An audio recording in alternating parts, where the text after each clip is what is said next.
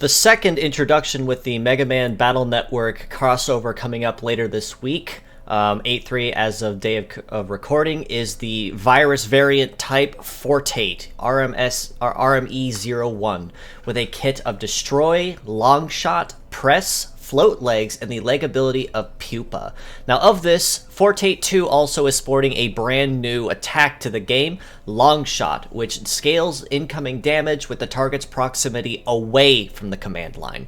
So in contrast to Rocktran's Slash, which scales damage relative to how close they are to the line, Fortate's Longshot scales it with how far away they are. So maybe as a first type hit attack, it probably isn't going to be the greatest move there is, but maybe as a turn 2 or 3 attack, once there starts to get some distance between running back and forth to the line, you could definitely make sure of it and make good use of it.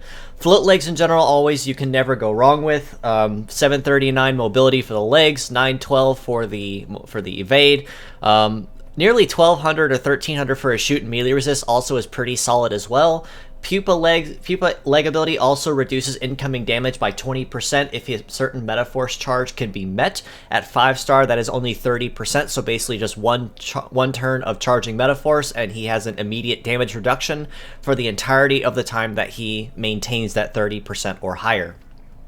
Destroy as well, we've had it before, nothing really new, but it is an absolutely dangerous attack if you know how to use it right, as it has the ability to completely destroy and eat through any shield that is in play, as well as destroying any part that the target was going to use or has used if you catch that correct part in their heat or cool phase, respectively.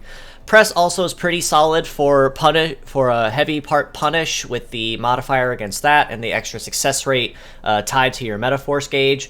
So maybe as a pure set, I'd rate him just a little bit higher than Rocktran's, at maybe an 8 out of 10, because his kit is a little more viable, I guess I could call it.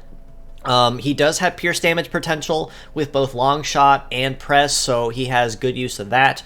The heavy punish also is a very open and welcome addition as well to any kit for balancing him out, especially when fighting much heavier targets or opponents.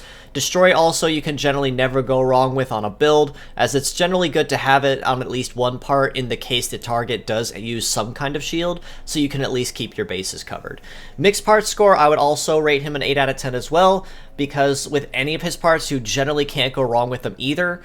Press you can use pretty much anywhere and anytime, because it does have a pretty decent, I'd say albeit low damage, but decent base damage with Pierce on top of that, and then the modifier if they're using 2 heavy parts or more. Longshot I'd say is a little more situational than overall viable, especially since it has damage that scales relative to target's proximity away from the line. Destroy, of course, you generally can never go wrong with it as well, even if it is a very niche attack, I guess you can call it, a gambling move. But overall, 8 out of 10, still generally can't go wrong. Fantastic stats, not all around, decent pierce damage potential, good overall damage output. He's a lot tankier than Rocktran's though, so he definitely has much better armor that's going for him too. And again, with float legs, you can generally never go wrong with either.